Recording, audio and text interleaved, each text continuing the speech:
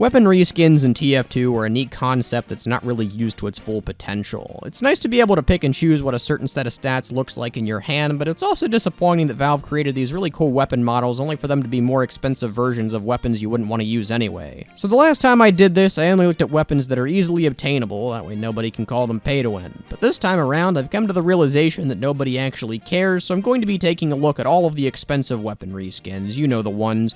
Oh, and also, because these weapons would be ridiculously pay to win anyway, I've come up with some extra wacky stats this time around just to see what kinds of cool concepts we can come up with. So please keep in mind that this video is just for fun and is not supposed to be taken super seriously. Okay, let's go. What the Mutated Milk does and what the Mutated Milk should do are very different things. When you hit somebody with the Mutated Milk, the little buddy inside of the jar latches onto your target's face and goes to town. So how exactly does this not deal any damage? Are you telling me that I spent my hard-earned money on a vicious monster with sharp teeth and it ends up being somebody's pet for 10 seconds? This weapon would make a lot more sense if it was sort of a halfway between the Mad Milk and the Cleaver. Hitting somebody with it would do a small amount of damage and inflict bleed similar to the Cleaver, but the bleed damage is also returned to you as health similar to the Mad Milk. Now note that it doesn't inflict the Milk status, so you can't also use this for team support, and it also has less damage and range than the Cleaver, so it's not completely invalidated that either. Even though the healing on single targets is pretty negligible, if you throw this into a crowd and hit 5 different people at a time, you're going to be pretty much unstoppable for however long people bleed for. Also, I'd just like to point out that the Mutated Milk has a lot in common with another popular creature in a jar covered in Mad Milk, so that'll give you something to think about in the middle of the night. The Luger Morph is a pretty simplistic design with a pretty straightforward function, so I think some pretty straightforward stats would suit it well. The numbers I have listed here are a pretty rough estimate of what this should do, but what I'm going for is a halfway between the pistol and the revolver. Basically, you have more powerful shots and slightly more accuracy in exchange for a lower firing and reload speed. This one is pretty simple because I don't exactly have good source material to work with, so we're just going to leave the Luger Morph with probably the tamest set of stats in the entire list, and just move on. The Capper is easily among the most different looking reskins from the original model. The fact that this shoots laser beams almost makes it a crime that this thing is functionally identical to a basic handgun.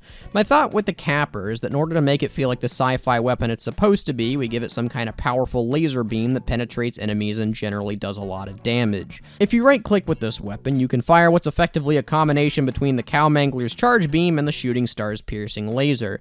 However, this would cause the weapon to overheat in sci-fi lore, so you would deal a small amount of damage to the scout using it and prevent him from switching or firing the weapon for a couple seconds afterward. I don't know how I ended up with this specific combination of stats on a pistol reskin of all things, but I think it would really scratch the itch of a cool-looking laser pistol without breaking it too much, so I'm all for it. According to Star Wars lore, Scout is canonically either the worst Jedi or Sith ever, depending on which team he's on. He has what's effectively a lightsaber at his disposal, yet we're supposed to believe he can't use the Force. The Bat Saber should of course be changed to align closer with its source material and give Scout his well-earned Force powers. By holding this thing and right-clicking, you unleash a blast of Force that's basically an air blast but a little smaller, which reflects projectiles and pushes back anybody near you. Would this be completely overpowered and give Scout access to tools that mitigate his hard counters? Yes. Would this be a lot of fun to use and give Scout a new melee option that has a unique utility function built in? Also yes. I know there was a baseball glove in his original weapon concepts for Scout that basically did the same thing, so finally giving him this function in a stylistically appropriate way would be super cool. The Horseless Headless Horseman's Headtaker is technically craftable in-game, but if you're one of the dummies who made a spine-chilling skull because you didn't have any hats at the time and then let this thing rot in your inventory after getting better-looking hats, then there's no way to get the Headtaker without forking over a ton of cash for a glitched one. My thought with the Headtaker is that using it should make you feel like you're the Horseman, but the main thing the Horseman does is stun nearby players, and that would be overpowered as all hell. So the second best option is to mimic his teleportation ability by allowing you to consume one of your collected heads to cast the Halloween Shadow Leap spell and teleport to wherever you aim the projectile. If you combine this weapon with the Eyelander's ability to give you speed and health on kill, this weapon would be insanely overpowered. So my thought on giving this ridiculous concept some semblance of balance would be to remove the stat boost that collecting heads gives you. This one would probably break some things depending on how it was implemented. I know the Shadow Leap isn't available on every Halloween map because people exploited the hell out of it, but this is a wacky concept video, so I'm not concerned about stupid things like functional implementation. The Iron Curtain, also known as Heavy's most prized possession that isn't mentioned in the game anywhere for some reason, is pretty cool looking, honestly. The only source material I could reference for this one would be communism itself, but having a weapon that prevents Heavy from consuming any food items wouldn't be fun to use, so I'll have to make something else up instead. I was kind of thinking a reverse Tommy Slaw would be interesting. Instead of being a more mobile minigun with less damage output, having this weapon be something that literally makes Heavy an Iron Curtain would be pretty neat. This would function as a counter to knockback weapons by allowing Heavy to stay in one spot until he dies and shred through large groups of enemies in exchange for having to really commit to a position when firing. Like the Luger Morph, this one isn't the most exciting, but there's only so much you can make a minigun do without completely breaking the game, so whatever. The Robo Sandwich is a weird design because I don't know whether I should laugh at Heavy for trying to eat a literal chunk of metal or be terrified of Heavy because he's actually able to chew through it. I mean, this is a sandwich for robots. Heavy shouldn't be eating it. Unless he's a robot too.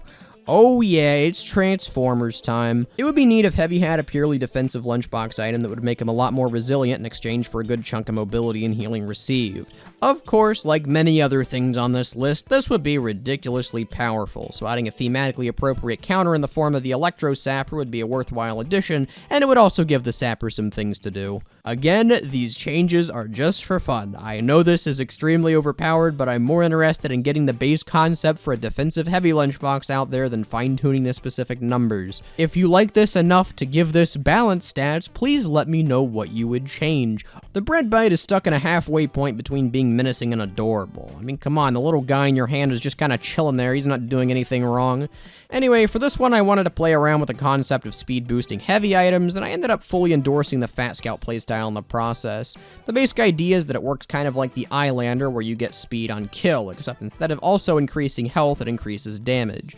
Of course, a fast minigun Heavy would be more or less game-breaking, so we'd have to restrict this guy to shotguns only. Now keep in mind, even though that this seems extremely powerful at first glance, in order to get the full speed and damage, you have to get 5 melee kills in a single life without the help of shield charging or damage resistances. If you can pull that off, I think you deserve the benefits that come with it. The Geiger Counter is not a very well-designed weapon. The point of Geiger Counters in real life is that you can tell how much radiation is in whatever you point them at. So the Geiger Counter in TF2 should be able to tell how much radiation is in various players by giving a higher reading on the display based on the unusual effects that the targeted player has.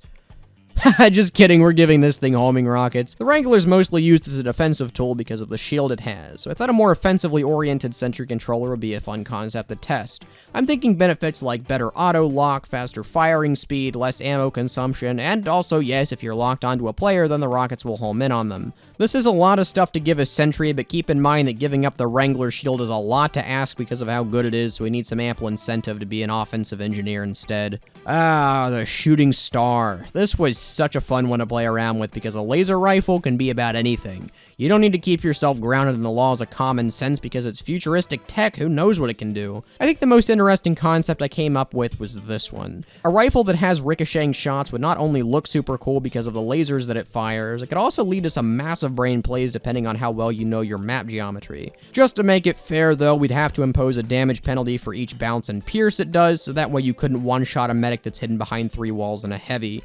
A lack of charge would also make a lot of sense because being able to hit somebody who's sitting around the corner for 450 would absolutely suck to play against. The skill ceiling on this weapon would be enormous, and this is such a fun concept to use that I'm starting to get sad because it isn't in the game already. The self-aware beauty mark is pretty much the same deal as the Mutated Milk, so I didn't have to think too hard about the changes for this one. The stats would be along the same lines, where it adds bleed to the base effect of the weapon, but removes the liquid coating. Instead of bleeding that heals you, the beauty mark would deal a small amount of damage and inflict mini crit bleed, which does 5 damage per tick instead of 4. Because the Girardi lasts for longer than the Mad Milk and it does mini crit damage, this can rack up quite the damage rather quickly, so I've opted for a shorter effect duration so it's not just the Scorch Shot reincarnate. Ideally, this thing would deal around 80 total damage on a direct hit or something like that. It's not the most exciting idea ever created, but I had to keep it thematically consistent with the Mutated Milk, which is an idea that I quite like, so I didn't have much of a choice with this one. The Big Kill is a weapon that needs to be big, but big damage would be big overpowered because we know how that goes with the Diamondback, so we need to compensate with the size increase elsewhere.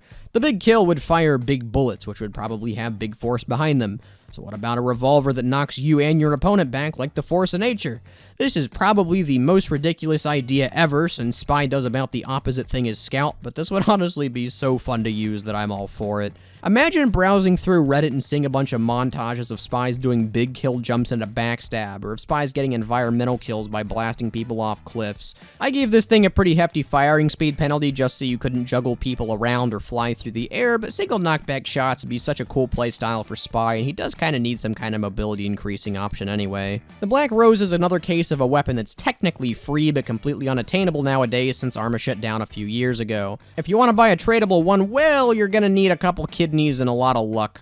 This weapon's source material is flowers, I guess. We're really stretching the limits of what source material means, but you know what? I actually have an idea for this one. So here's what I'm thinking. Every time you backstab somebody, you collect a thorn. Thorns cause people attacking you to take a percentage of that damage that's dealt in return, and the more thorns you have, the more damage your attackers take. This would work kind of like the reflect power-up in manpower, so thorns damage would leave somebody on 1 HP instead of killing them outright, but it would allow for some interesting sacrifice plays since it's a guaranteed 125 damage on whoever ends up ending your kill streak. This concept is so out there that I have no idea how powerful this would even be, so if you think this weapon sucks, let me know why, and also how you'd fix it. The Enthusiast Timepiece is another weapon that looks pretty cool on its own, but since it's currently drowning in the massive pool of easier to obtain stock reskins, I've never really seen this thing out and about much. The only identifying mark on this watch is Pac-Man, but I'm not really sure how to port Pac-Man's mechanics into a first-person shooter, so I'm just going to do something random with it instead. I've always thought a watch that allows you to clip through players would be pretty neat, even though it would completely ignore the main weakness of the stock watch. The only real way I think we'd be able to balance this is to give it extra cloak drain while you're inside of an enemy, just to prevent you from hounding somebody too closely, and to make it instant kill you if you're phasing into something when you decloak. That way you at least have to be aware of your surroundings when you right click, otherwise you instantly die when you run out of cloak mid-phase. Other than that, I don't have many ideas for this watch, so this is what we're getting. The Appsap, aka Rectangle Wheatley, is probably the biggest missed reskin opportunity in the entire game. This is a fully fledged character that Valve has complete and total control over and can do whatever crazy stuff they want with its implementation, and he only ended up being a stock reskin that's technically a downgrade because he talks so much. In Portal 2, Wheatley's main skill is that he's really good at what he calls hacking, which is basically manipulating random tech to do whatever he wants.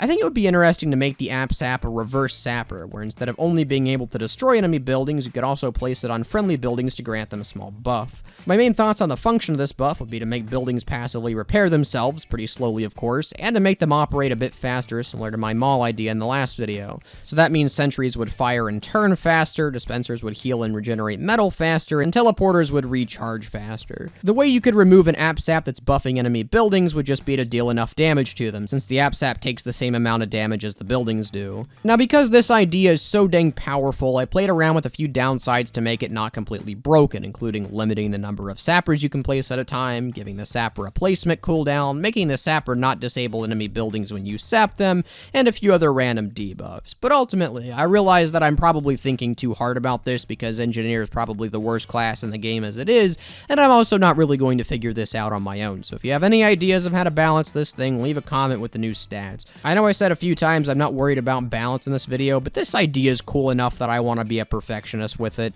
Oh, and before people accuse me of just reusing my mall stats, I thought of these stats on the Appsap first, but because I didn't think I'd make a video on the expensive weapons, I ported them over to the mall so people would be able to see them. And finally, we have the Snack Attack, which is one of many weapons that has the little bread monster guy inside it, so I feel obligated to keep with the theme and structure this weapon idea around the monster. The general idea behind my Snack Attack redesign is that it's a sapper you only have to place once.